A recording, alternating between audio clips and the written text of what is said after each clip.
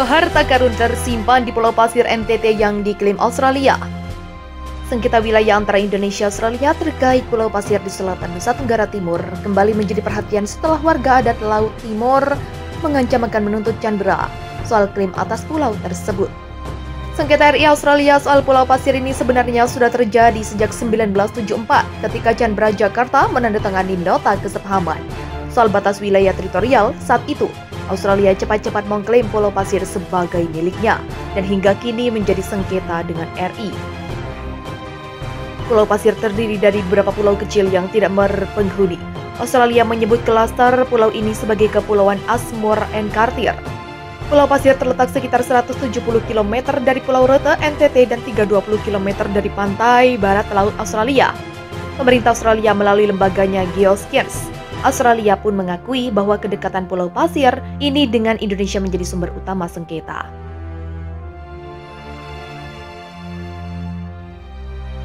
Kedekatan dengan teritori Indonesia telah menyebabkan pulau ini menjadi subjek diskusi resmi bersama pada beberapa tahun terakhir ini. Bunyi pernyataan Australia dalam situs tersebut melansir antara sengketa Pulau Pasir memang tidak terlalu dikenal orang Indonesia karena sengketa ini tidak sebesar kasus Pulau Sipadan dan Ligitan atau blok Ambalat antara Indonesia Malaysia. Berdasarkan sejarah prekolonial, klaster Pulau Pasir merupakan wilayah integral Indonesia. Klaim itu berdasarkan sejarah di mana pulau tersebut kerap menjadi tempat transit para nelayan Indonesia di lepas perairan.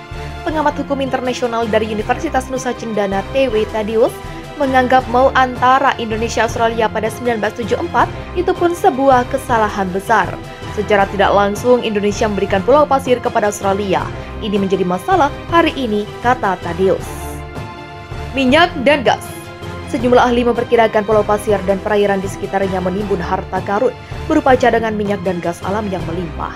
Eksplorasi minyak dan gas juga ditemukan di kawasan itu.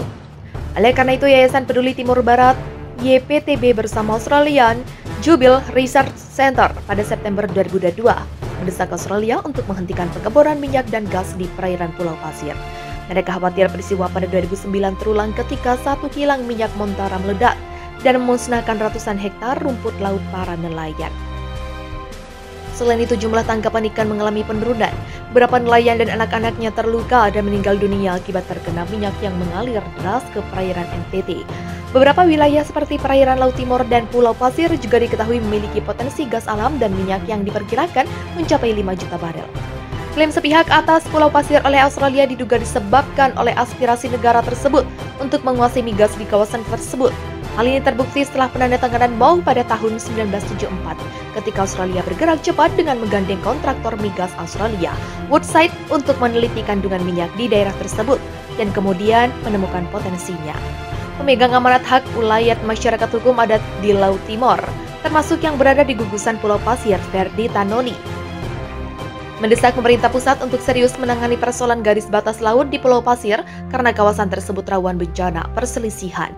Pasalnya, potensi kawasan tersebut mampu menopang perekonomian negara, mengingat hingga saat ini perjanjian yang ditandatangani sejak tahun 1974 tersebut belum pernah diratifikasi kembali oleh Indonesia dan Australia. Dengan menguasai gugusan Pulau Pasir, menurut Tanoni, Provinsi NTT berpeluang meningkatkan pendapatan daerah dan negara berdasarkan potensinya yang sangat besar. Keanekaragaman hayati tak hanya sumber daya mineral. Gugusan Pulau Pasir juga memiliki keanekaragaman spesies dan habitat yang melimpah dengan 14 jenis ular laut, 433 jenis moluska, 70 jenis ikan yang teridentifikasi di daerah tersebut, serta 255 jenis terumbu karang. Gugusan Pulau Pasir ini juga menjadi area bertelur penyu dan populasi burung yang bermigrasi. Binatang seperti dugong, berbacan, cetaceans, dan hiu paus pun kerap terlihat secara teratur di sekitar karang. Salah satu gugus Pulau Pasir yang disebut Australia sebagai Pulau Cartier juga memiliki ekosistem yang unik dan rentan. Jenis terumbu karang di sekitarnya pun sangat beragam, termasuk 547 spesies ikan yang teridentifikasi, yang mewakili sekitar 16% spesies ikan Australia. Komunitas tumbuhan di Pulau Pasir sebagai besar berupa semak belukar dan herba, dengan pertumbuhan yang subur selama musim hujan. Untuk melindungi terumbu karang, pemerintah Australia selama ini mendeklarasikan Cagar Alam Nasional Terumbu Ashmore pada 1983, menurut Geoscience Australia.